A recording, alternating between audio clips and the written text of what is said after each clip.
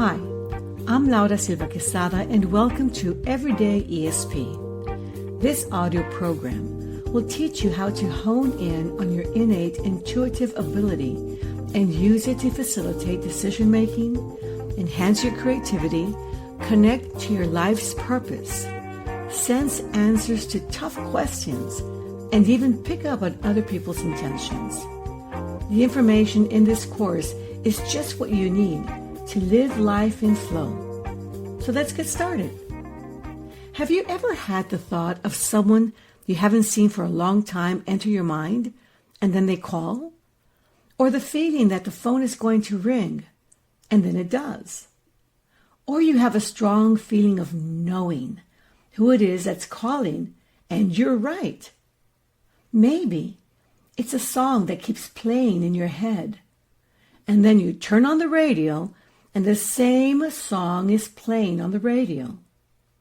Have you ever felt a strong feeling that a loved one is in trouble or needs your help, only to discover that they were trying to find you at that very moment? When these things occur, do you pass them off as mere coincidences? Or is there something deeper or greater taking place? Could we be tapping into what many researchers believe is a form of ESP caused by a shared consciousness or superconsciousness that connects all people and perhaps all living things? And if this is the case, then it must be concluded that everybody has ESP to varying degrees.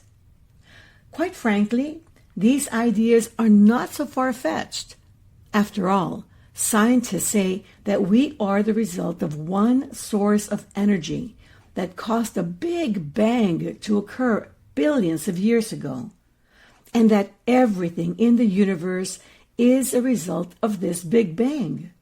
This means that collectively, we are all expressions of this one source, one consciousness, or superconsciousness. If we take a deeper look at this idea, it makes perfect sense to conclude that the very core of all creation is source energy. These age-old concepts are taken more and more seriously by a growing number of mainstream scientists in the fields of quantum theory, psychology, and other disciplines. The idea that extrasensory perception, ESP, and related psychic abilities are quite real phenomena is gaining more credence. To continue with this discussion and come to use ESP in our everyday life for problem solving, it may be helpful to ponder on 4 postulations and consider the role they may play in acknowledging our psychic ability and applying it in a practical and effective way in our everyday living experience. These postulations we will discuss deeper in later tracks. The first postulation is that the foundation of all existence is source energy, also known as one mind, superconsciousness, the I am presence, awareness, or God. These are terms I will use interchangeably throughout the audio program. It is that energy that's at the foundation of all existence, and its consciousness is present within all life forms. Having this belief allows us to accept our connection to all else that exists at some level, and therefore, because of this connection, we have the ability to perceive information through one of the many facets of ESP, such as remote viewing, gut feelings, hunches, omni-viewing, or intuition. The second postulation is that source energy has godly qualities, that it is omniscient or all-knowing. Once you accept that you have ESP, and that you are connected to all existence at some level, and that you have no barriers of time and space, then you can begin to experiment with the faculty of the I am presence within called mind. mind allows the I am presence the freedom of conscious and purposeful movement. In other words, when you consciously and purposefully move your awareness outwardly or inwardly to seek problem-solving information, you will find it no matter where that information may be. You will then apply that information to solve all kinds of problems, and you will be able to enjoy all the benefits that come with a problem-free life. The third postulation is that everyone has ESP, and it can be developed. I'm sure you have had many experiences of knowing some bit of information that was impossible to have gained through the mere physical senses or by physical means. Understanding and connecting with those experiences strengthens your ability to sense valuable information on a daily as-needed basis. The more you lean on your psychic abilities and benefit from them, the more familiar you become with your unique sensing ability. There's great value in recognizing when you are having a valid intuitive experience. And finally, the fourth postulation is that ESP can be practically used for everyday problem solving. Whether it's knowing which route to take to work, following a gut feeling to call a loved one, buying the best stock, or coming up with a huge idea for making money, your evolved intuition will play a definitive role that will deliver positive results and allow you to navigate effectively through times of uncertainty.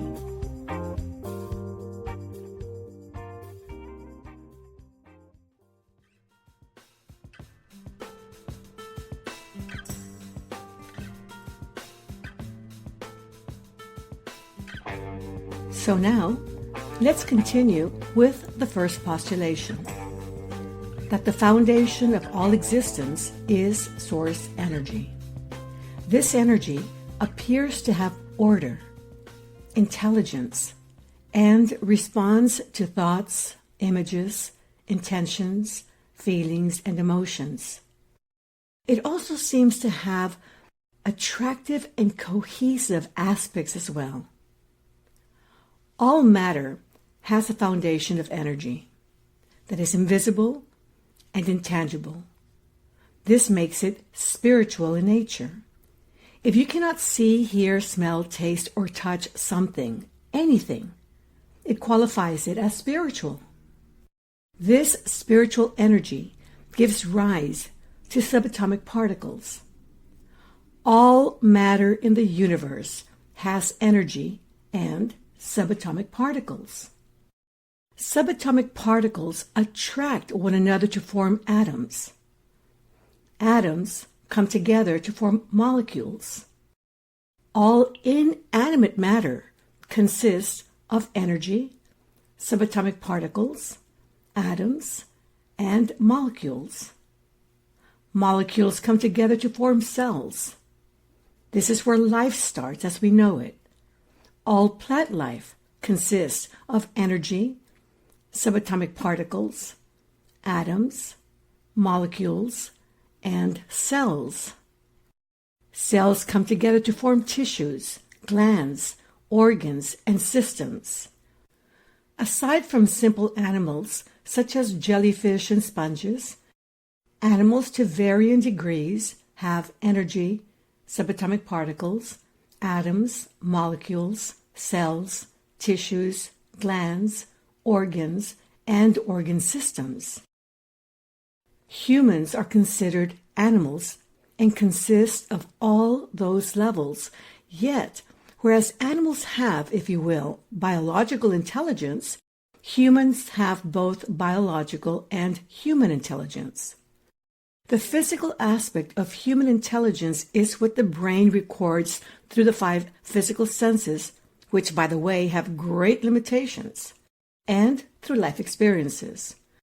The spiritual aspect of human intelligence is that part that we associate with the mind, feelings, emotions, spirit, and or soul.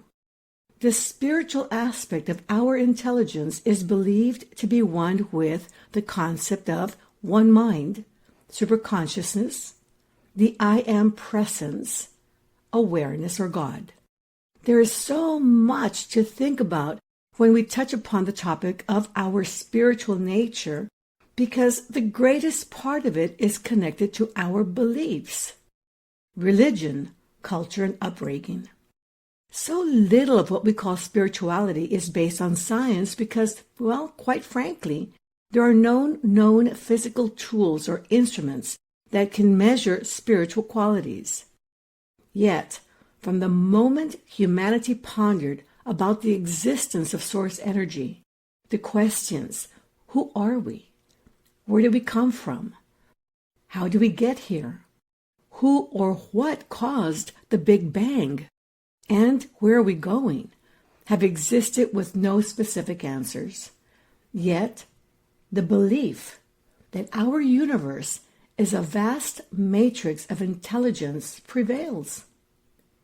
Within the field of quantum mechanics, physicists too have opened their eyes to the possibilities of a conscious vibratory field that permeates the universe.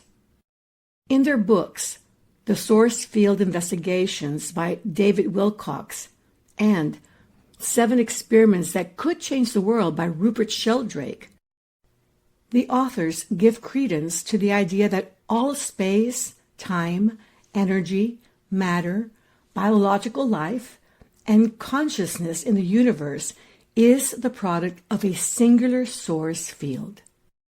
To discuss this further, they reference many experiments that have been conducted which support this theory.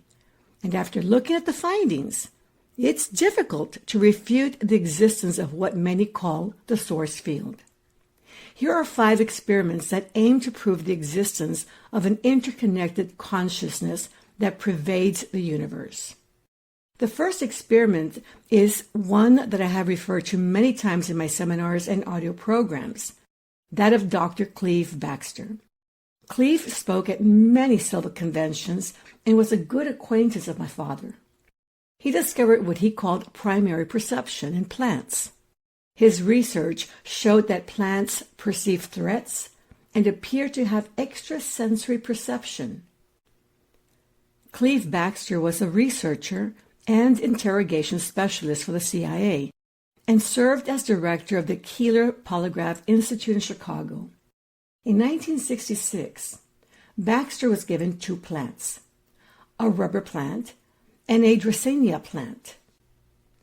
Baxter ended up working through the night, and in the wee hours of the morning had an idea to attach his Dracaena plant to the polygraph to see if anything would happen. He was surprised to see the plant exhibit a jagged, human-like pattern of electrical activity. Then, in a brief passing moment, the plant showed a similar pattern which would normally appear when a human tells a lie. He then decided to threaten the plant's well-being to see if another reaction would take place. First, he dipped the leaf in coffee, to no reaction on the polygraph. Then he thought of putting a flame to the leaf. In that same instant, the polygraph went wild. Baxter stated that no words were spoken, yet by merely thinking about what he was going to do, the plant reacted. Baxter wrote in his book, Primary Perception, "It was as though the plant read my mind." Next, Baxter grabbed a box of matches and watched the wild reaction continue. And only when he put the matches away and let go of this idea to harm the plant did the polygraph return to normal levels. Thus began Baxter's intensive study of plants and polygraphs. He discovered that by simply taking care of a plant, the plant appeared to begin to monitor his thoughts and feelings. Baxter stated, "When I left the lab to run an errand, I found that the moment I decided to return to where the plant was, the plant often showed a significant reaction." Baxter began leaving plants hooked up to polygraphs without trying to do anything, just observing their reaction, and then trying to figure out what might have caused those reactions. Baxter evolved his studies, hooking up things like chicken eggs and yogurt cultures, and continued to get stunning results. Consistently, what he found was that every living thing is intimately attuned to its environment. When any stress, suffering, or death occurs, all the life forms in the surrounding area have an immediate electrical response. One time, Baxter hooked an egg up with electrodes and watched as the egg, so to speak, screamed as each of its neighbors were dropped into boiling water one by one. Baxter also noted that he had kept the egg with the electrode in a lead-lined box that screened out all electromagnetic fields, which eliminated the chance that any radio waves, microwaves, or other electromagnetic frequency were to blame for the reading. Similar results were obtained with plants. Baxter wrote in Primary Perception, "I felt certain the information passing between plants, bacteria, insects, animals, and humans was not within known electromagnetic frequencies." In other words, distance seemed to impose no limitation. The second experiment was conducted by Dr. Jacobo Greenberg. He discovered that a couple's brains are connected by an undetectable field. Dr. Greenberg was a Mexican scientist who studied extensively in the fields of shamanism, meditation, and telepathy. He found that couples who meditated together synced brain waves, and that when they were separated into rooms shielded from electromagnetic energy, their brains remained in sync. When Greenberg would flash a light in one of their eyes, the partner in the adjacent room would also experience a reaction on the polygraph chart. To prove his theory, he began his experiments using a couple who would first meditate together for 20 minutes and then be separated into different rooms, shielded from any electromagnetic fields. He noticed both participants' brain waves would begin to noticeably synchronize, and that both brain hemispheres within each of their brains showed the same patterns.